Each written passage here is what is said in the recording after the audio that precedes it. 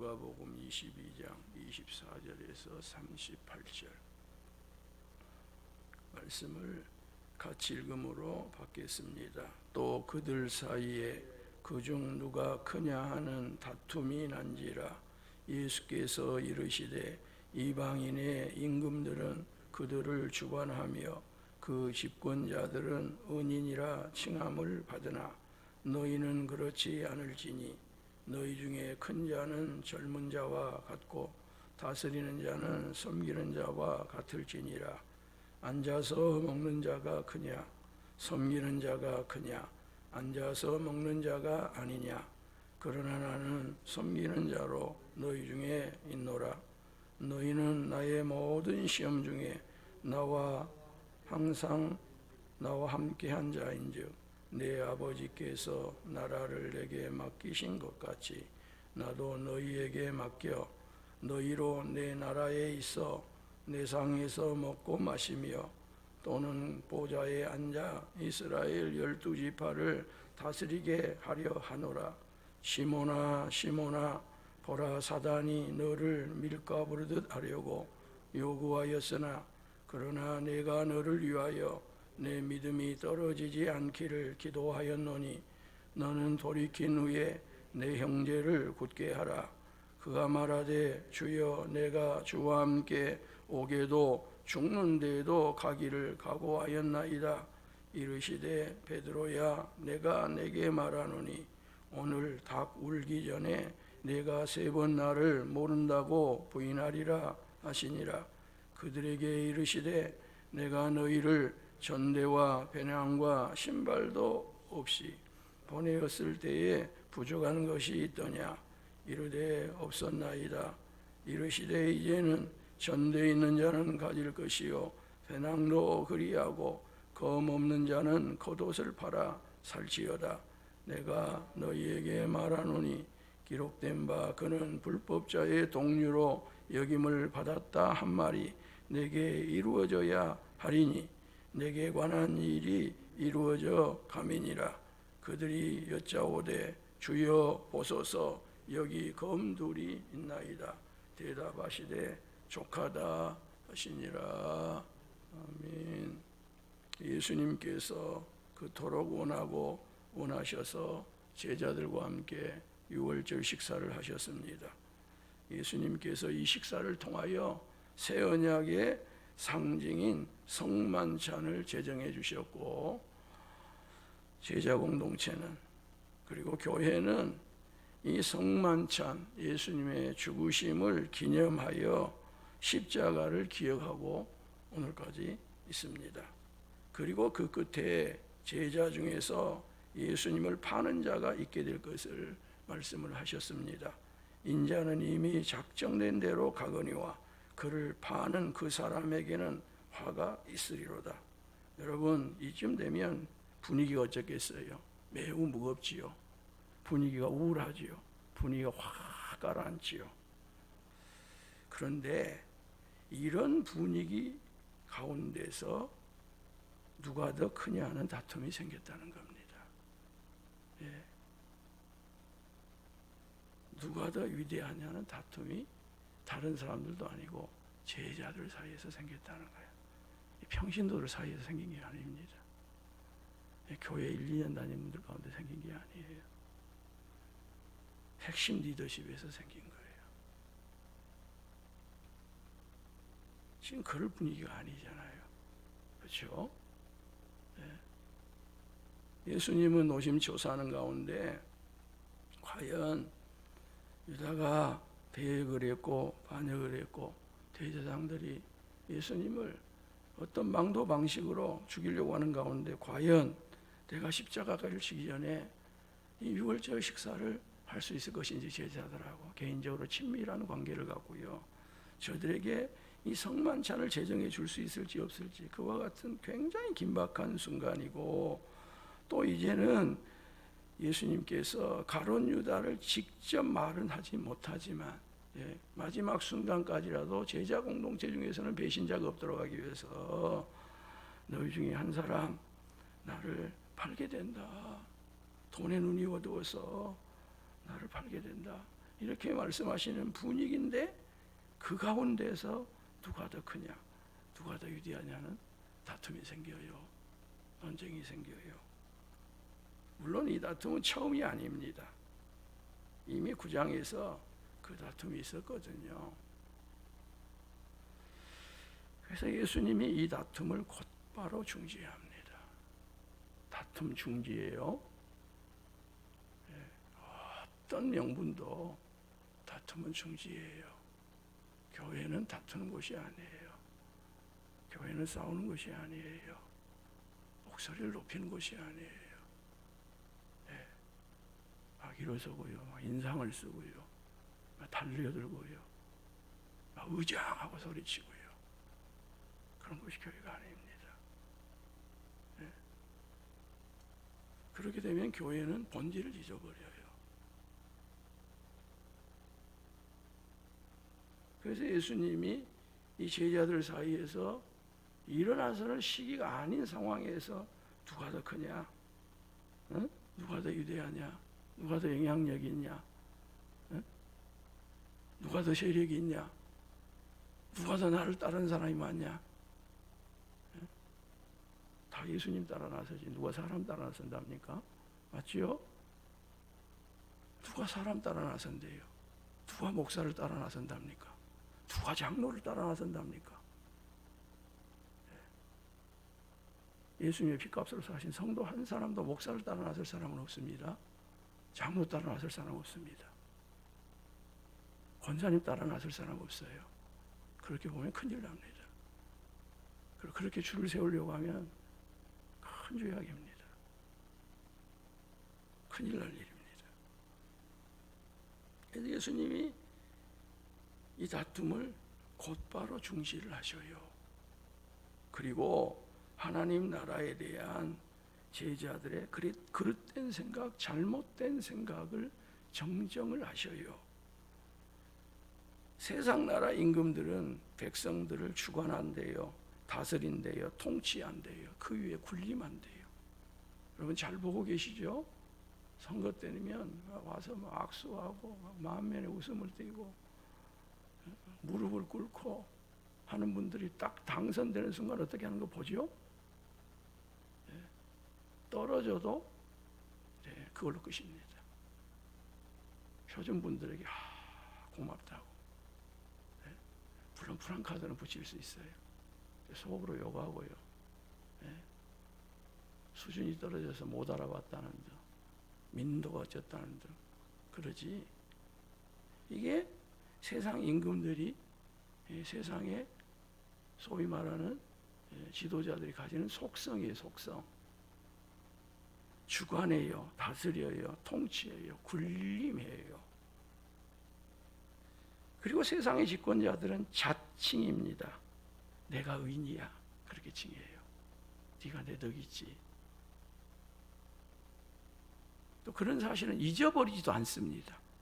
그게 언제적 일이라고, 그때 조금 뭐 도움 주고 그때 약간 거들어준 것을 평생 울고 먹는 것이 세상 지도자들의 속성이에요.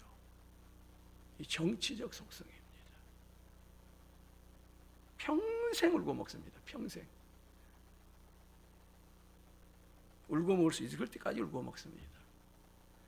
이게 세상의 임금들, 세상의 집권자들, 세상의 소위 말하는 리더십들이 하는 일이라는 거예요.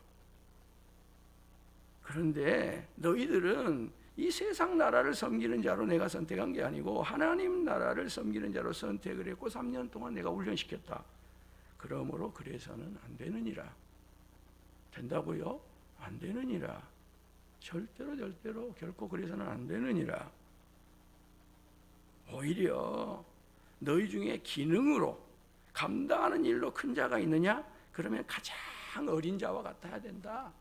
가장 애기와 같아야 된다. 기능으로 너희 중에 다스리는 그와 같은 기능을 받은 사람이 있느냐? 그러면 섬기는 자와 같아야 된다. 이게 마지막 예수님이 주고 있는 최후의 고별 교훈입니다. 예수님의 유언이에요, 이게.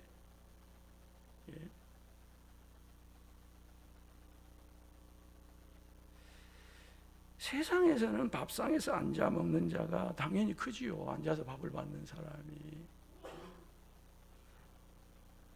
그런데 누가요?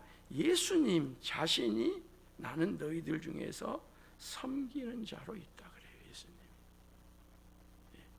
그리고 누가복음에는 없지만 다른 공간 복음인 마태나 마가복음에는 예수님이 이 세족식을 행하는 장면이 연결이 돼요. 수건을 두르시고 제자들의 다른 것도 아닌 발을 닦아주는 자로 있는 예수님이 친히 그런 분이신 것을 보여줘요. 너희들 나보다 세상에서 크니? 세상에서 나보다 큰 자가 있니? 봐라, 내가 지금 가장 큰 자이지만 가장 어린아이와 같은 자로 내가 여기지 않느냐? 섬기는 자로 여기지 않느냐? 그러나 나는 섬기는 자로 너희 중에 있느니라. 예수님은 이처럼 자신이 섬기는 자의 모범을 또 모범이심을 말씀하셔요. 그리고 예수님께서는 제자들이 예수님이 시련을 겪는 동안 예수님과 함께한 자들이니, 무엇을 겪는 동안? 시련을. 한번 더 합시다. 시련을. 자, 예수님이 주목하시는 것은 예수님이 시련을 겪을 때 나와 함께한 너희들이니에요. 예수님이 영광을 받을 때 나와 함께한 너희들이 아니에요. 네. 여기에 이미 십자가가 있습니다. 내가 시련을 당할 때, 내가 환난을 당할 때, 내가 고통을 당할 때, 내가 어려움을 당할 때 너희들이 나와 함께한 자들이니 굳이 누가 크냐고 위대하냐고 다투지 않아도 하나님께서 내게 나라를 주심처럼 나도 너희들에게 나라를 줄 거라는 거예요. 그리고 그 하나님 나라 식탁에서 내가 너희들과 함께한 자리에서 먹을 거라는 거예요. 그리고 이스라엘의 12지파를 판단하고 심판할 권한과 권리를 너희들에게 충분히 줄 거라는 거예요. 그러므로 어떤 경우에도 다투지 말라는 거예요. 누가 크냐고 싸움하지 말라는 거예요. 가정이 됐든 교회가 됐든 나라가 됐든요, 싸움만 안 해도 제가 볼 때는 70-80%는 됩니다. 싸움만 안 해도. 다른 거 하려고 하지 말고 싸움만 안 해도 가정이 돼요.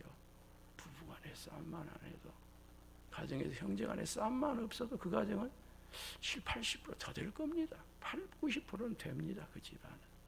안 될 수가 없어요. 교회도 마찬가지예요. 교회가요, 싸움만 없어도 교회가 다툼이 없고 분쟁만 없어도 그 교회는요 80-90%는 이미 다 부흥하고 잘되고 행복하고 그런 요건을 다 갖춘 셈이라고 봐야 될 거예요. 이건 나라도 마찬가지예요. 우리나라가 정말 이만큼 되고 있는 거 감사한 일이지만 우리나라가 무너지는 것은 싸움으로 무너질 거예요. 이것 안 거치면 남북한 대결하고 지금 요즘 쏟아내는 막만들 보세요. 대통령보다 무슨 중증 치매한 자라 그러고 서로 비난하고 하는 것들이 얼마나 대단한지. 그리고 백성들이 그렇게 하면 제발 그런 말을 못하도록 이 압력을 놓고 해야 되는데 줄이 쫙 나눠져 가지고 이 줄 저 줄. 우리나라는 줄이 2줄밖에 없어요. 그렇다 그 중에서 또 한 줄 어떻게 세워봐 가지고 그 줄로 욕하고 비난하고 해가지고 3줄을 만들어 보려고 하는데 그것도 용이하지 않잖아요.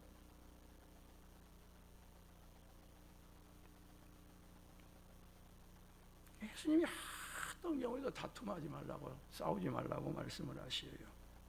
그러려면 섬기면 된다는 거예요. 섬기면. 왜 싸움이 납니까? 다툼이 납니까? 섬기려고 하지 않기 때문이에요. 받들려고 하지 않기 때문입니다.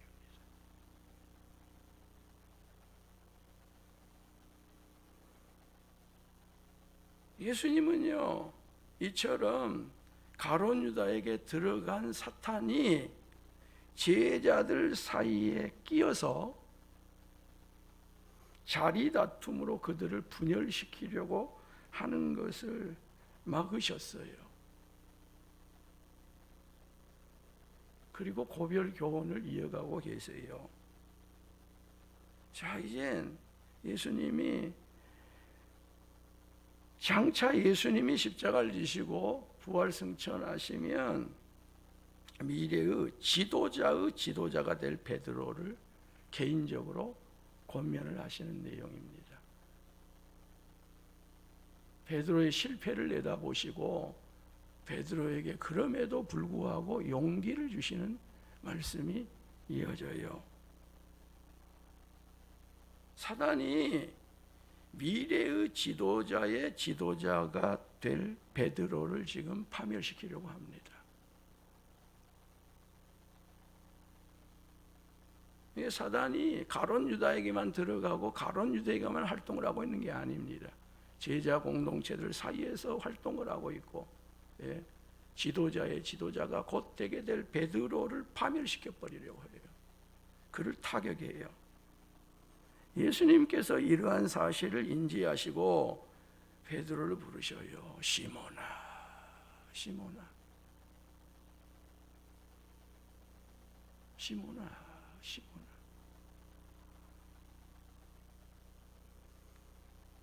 베드로를 두 번 부르심으로써 그가 곧 당할 일이 얼마나 심각한 일인가를 예수님이 지금 시몬아, 시몬아 두 번 부르는 이 호칭에다가 담고 있는 거예요. 그냥 예수님이 한 번 더 부른 게 아니에요. 박 목사야, 박 목사야, 아무개 장로야, 아무개 장로야, 아무개 성도야, 아무개 성도야. 너 네 앞에 지금 어떤 일이 닥치고 있는지 아냐?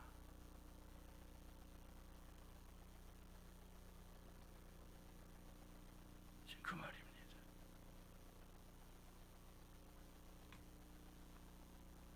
보라, 사단이 너희를 밀가부르듯 하려고 요구하였다.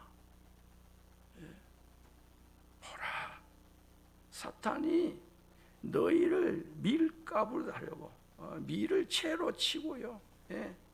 막 사정없이 채질하잖아요. 그럼 그 안에 있는 밀이 어떻게 됩니까? 뭐 정신이 없잖아요. 우리가 키질을 할 때 아는 것처럼. 이건 사람의 손으로 이렇게 막 채질하는 정도가 아니에요. 이런 기계에다 딱 작동을 해놓으면 얼마나 채질을 해야 돼요. 정미소 같은 데 가면.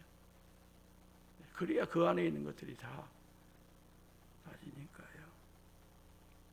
그렇게 요구를 하고 있다는 겁니다. 사단이 지금 베드로를 요구하고 있다는 거예요.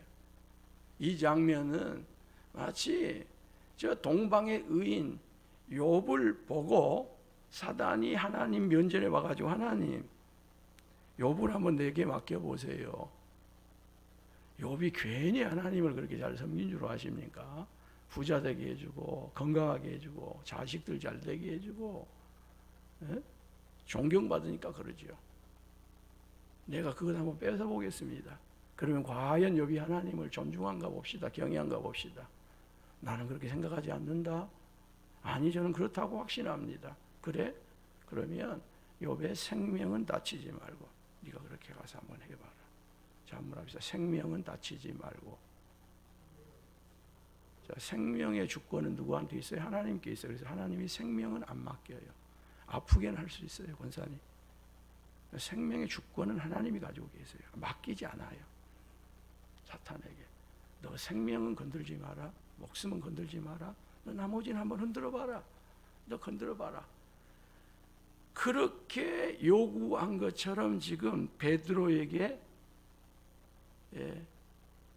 자신이 그렇게 할 수 있도록 요구를 한 거예요.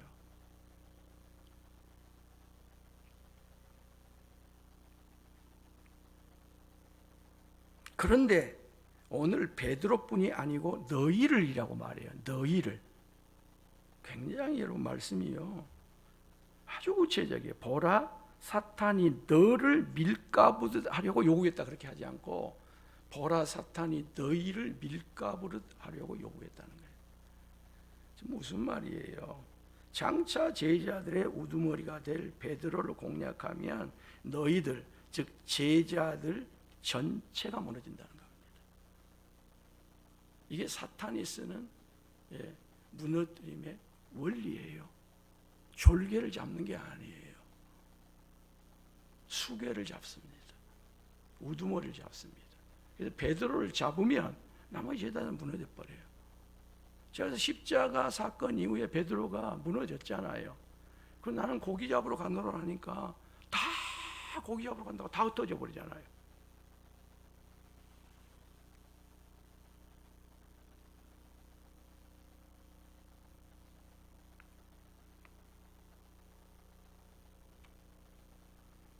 예수님은요 이미 곧 있을 베드로의 실패를 보셨어요.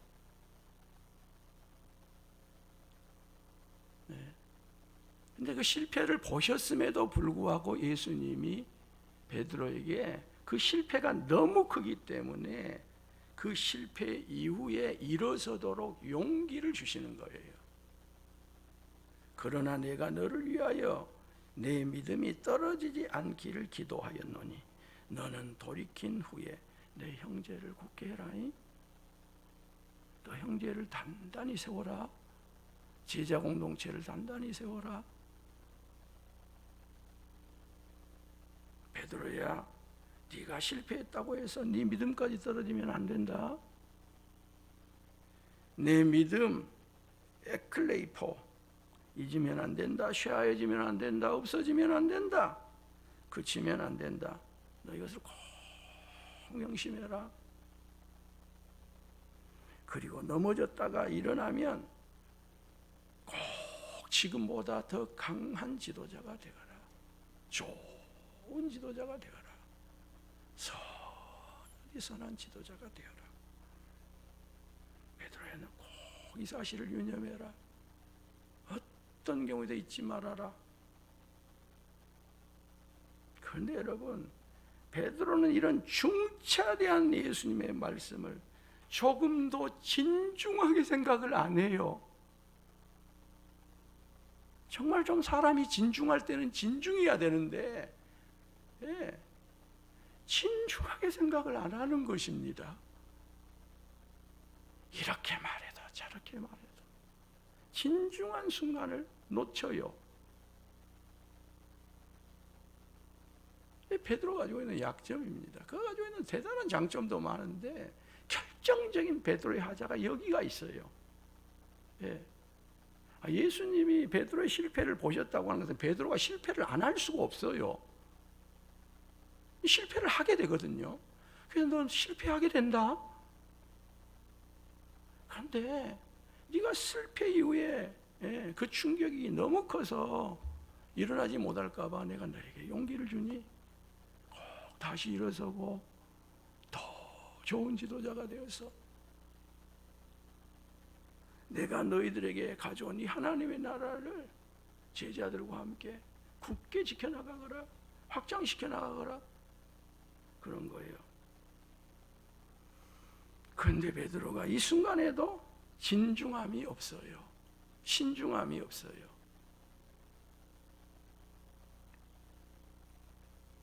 그리고 곧바로 입을 열어서 강한 부정을 쏟아내놓습니다. 강한 부인을 쏟아내나요. 그가 말하되 주여 내가 주와 함께 오게도 죽는데도 가기를 각오하였나이다. 여러분, 각오한다고 됩니까? 결단한다고 됩니까? 결심한다고 됩니까? 그래서 우리는 진즉 되었어야 합니다. 각오한다고 각오대로 되는 것이 아니잖아요. 결단한다고 결단한 대로 되는 게 아니잖아요. 결심한다고 결심한 대로 되는 게 아니잖아요. 그렇게 각오했다고 말한 대로 되는 게 아니잖아요. 내가 옥에도 주님과 함께 가겠다고 각오했다고 옥에 가는 게 아니잖아요. 죽는 데까지도 가서 예수님과 함께 죽는다고 죽는 게 아니잖아요. 부모님이 돌아가셔서 엄마 나도 데려가세요. 그리고 무덤에 내려간 사람 없잖아요. 심지어 자식이 죽으면 가슴에 묻는다고, 자식 죽을 때 막 무덤으로 흙이 한 대 들어가더라도 거기다 흙을 계속 내면 거기서 죽는 사람 없잖아요.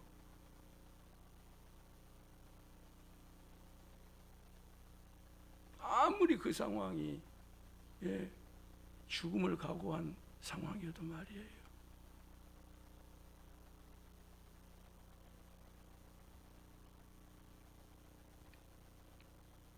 우리는요, 너무 강한 부정은 강한 긍정이라고 하는 사실을 기억해야 됩니다. 어떤 것을 너무 강하게 부정해요.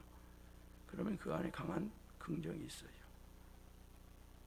반대로 너무 강한 긍정도 강한 부정이 되는 경우가 많습니다. 염려하지 마십시오. 그건 제가 한큐 해결하겠습니다. 제가 책임지겠습니다. 강한 긍정을 해놓고 그대로 하는 경우가 거의 없습니다. 그렇게 되지도 않습니다. 반대도 마찬가지입니다. 저는 절대로 그런 일 하지 않습니다.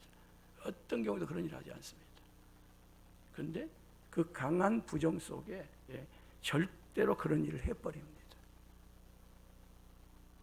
이게 말이 가지고 있는, 그 사람이 말하고 있는 그 말에서 그 사람의 심리가, 그 사람의 의도가, 그 사람의 계획이 그대로 드러나 있는 이 표현의 한 부분입니다. 저는 뭐 언어를 공부한 사람은 아니지만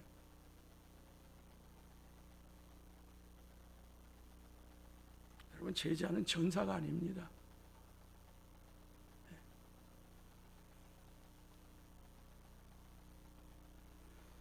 혁명가가 아닙니다. 제자는 더더군다나 폭력을 쓰고 완력을 쓰고 세상적인 방법을 써가지고 뭔가를 하는 이런 마인드로 제자는 될 수 없습니다. 예수님의 사명은 감당할 수 없습니다.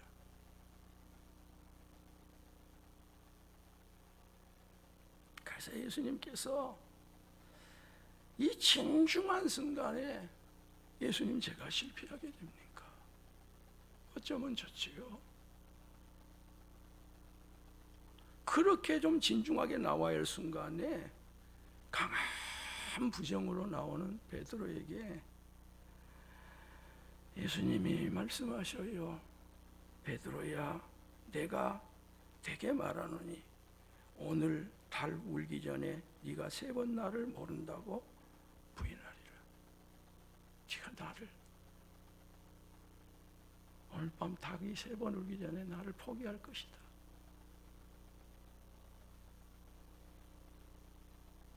옥에도 같이 갇히고 나와 함께 죽는다고. 베드로야, 나 제발 그렇게 말하지 말고 진중해라.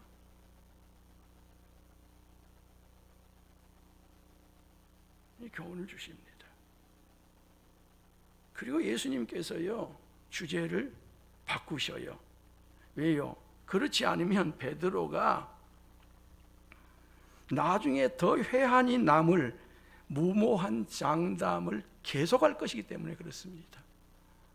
베드로야, 네가 닭이 3번 울기 전에 나를 부인하리라, 이렇게 하신 말씀에 그 다음에 또 베드로가 꼬리를 물고 나는 절대로 안 그런다고 막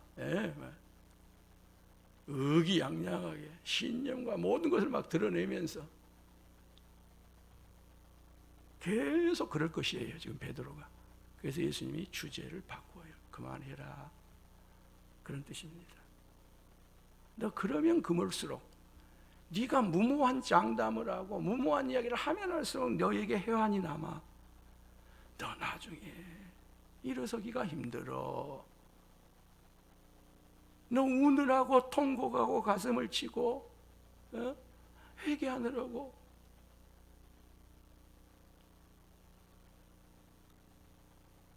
그래서 예수님께서 이전에 제자들이 복음 전도의 사명을 감당했을 때를 상기시켜요. 그들에게 이르시되 내가 너희를 전대와 배낭과 신발도 없이 보내었을 때에 부족한 것이 있다냐? 없었나이다. 하나도 없었나이다. 그때는 식량도 부족하지 않았고요, 돈도 부족하지 않았고, 여벌옷도 가지고 가지 않았는데 부족하지 않았고, 신발도 필요 없었습니다. 그런데 이제는 상황이 바뀝니다. 뭐가 바뀌어요? 상황이 바뀝니다. 바뀐 것을 알아야 됩니다. 상황이 바뀌어요. 얼마 안 있으면 예수님께서 이 세상에 이제는 더 이상 계시지 않게 되기 때문입니다. 그리하여 예수님께서 이렇게 명령합니다. 이제는 전대 있는 자는 가질 것이요, 배낭도 그리하고 검 없는 자는 겉옷을 팔아 살지어다. 내가 너희에게 말하노니 기록된 바 그는 불법자의 동류로 여김을 받았다 한 말이 내게 이루어져야 하리니 내게 관한 일이 이루어져 가미니라.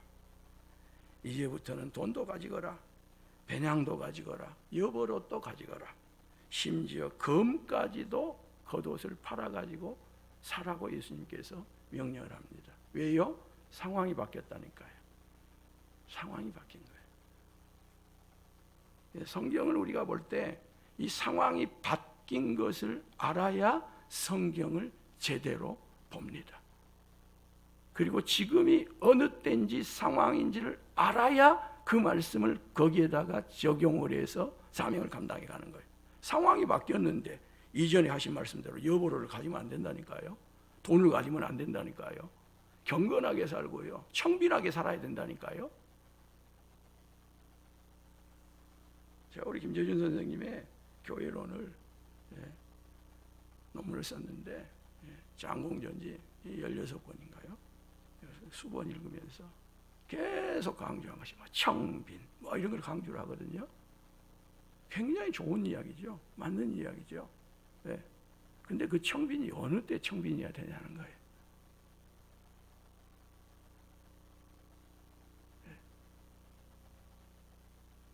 그리고 위대한 사상가요, 신학자요, 선생님이지만 교회는 뭐 몇 명 이내가 좋다, 그래야지만이 뭐 목사가 교인들을 한 사람 한 사람씩 섬기게 되고 이렇게 된다. 숫자도 한정해 놓고요. 이런 경우들이 얼마나 많은지 몰라요. 상황이 바뀐 것입니다. 그래서 예수님이 이전에 내가 있을 때 필요 없었던 것을 이제는 내가 없게 되니 가지라 그래요.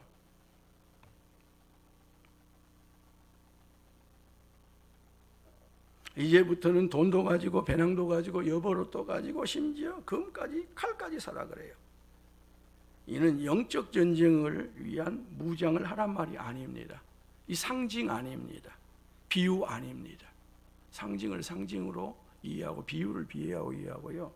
영적 전쟁에서 영적 전쟁인 것으로 우리가 말씀을 받아들여야지. 여기가 지금 영적 전쟁이다, 영적인 무슨 검을 가지라 했다, 이것은 말씀이다, 이렇게 가면 성경을 제대로 이해하지 못한 거예요. 이건 실제적인 검입니다. 실제적인 돈입니다. 실제적인 여벌옷입니다. 실제적인 배낭입니다.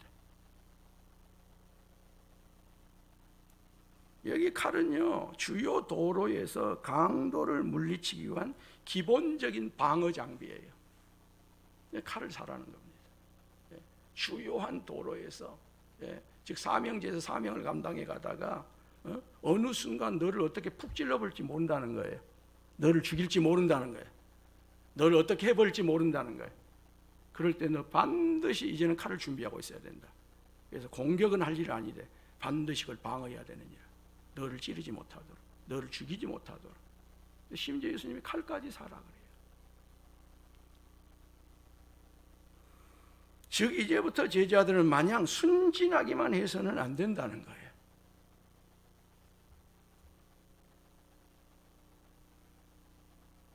위험한 사명의 상황, 세상에서 치명적인 위험에 맞닥뜨리면 최소한 자신을 스스로 방어할 줄을 알아야 된다는 거예요. 이게 사명자들에게 굉장히 필요합니다.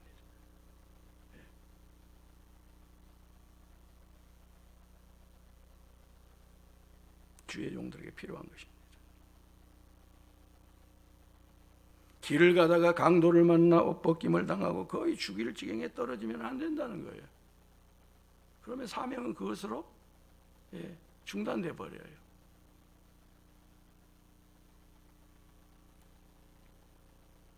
근데 제자들이 또 이 말씀은 지나치게 받아들입니다. 그래서 자신들이 소유한 검 2개를 예수님 앞에 보여드리면서 주님 보십시오, 여기 검들이 있나이다 그래요. 그러자 예수님께서 말씀하셔요. 족하다, 충분하다. 무슨 말씀이에요? 10명이 넘는 제자들이 검 2자리 갖고 족하다, 충분하다 그 말입니까? 그 말이 아닙니다. 이 이야기는 이것으로 족하다 그 말이에요. 내가 너희들에게 이 정도 해준 걸로 충분하다. 그러므로 지나치게 반응하지 말아라. 네? 막 지나치게 또 나가지 말아라 그 말이에요.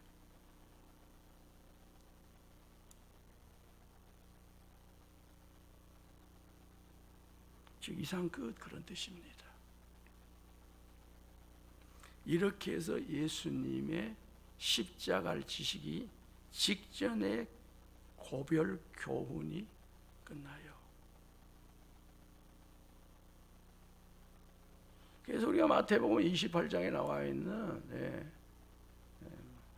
너희는 온 족속을 제자로 삼아 이런 것에만 막 꽂혀 있고 막 이런 게 하도 많이 듣다 보니까 다른 말씀이 잘 안 보이는데 저도 다시 이 누가복음을 새벽에 보면서 이 부분이 내 개인 목회에도 중요하고 교회에 정말 중요한 말씀이고 고별 교훈으로서 이게 정말 중요한 부분이라는 것을 다시 한번 받게 되었는데요.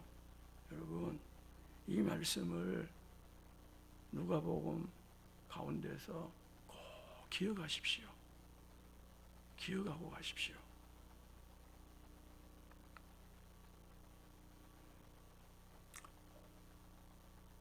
성도 여러분, 어떤 경우에도 섬김의 자리에 있기를 바랍니다. 섬기는 자 되세요. 섬기는 자. 섬기는 자 되시길 바랍니다. 저와 여러분들은 아무것도 장담할 수가 없어요. 그리고 그 장담으로 되지도 않습니다.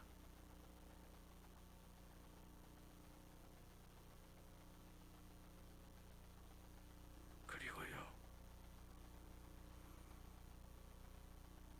우리가 실패를 자처하지는 않지만 혹시 실패하더라도 믿음은 잊지 않기를 바랍니다. 그 실패를 딛고요, 더 견고하여져서 더 좋은 주님의 사명자들로 서시기를 바라고요. 이젠 복음을 전함에 있어서는 순전하게 뛰어들면 패배합니다.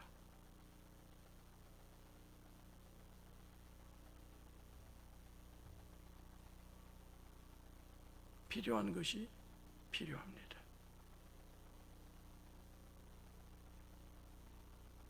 우리 교회 이런 필요한 것이 구비되어 있기를 원하고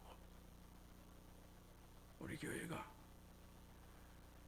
복음을 전하면서 승리하고 복음이 전진되고 확장되는 일들이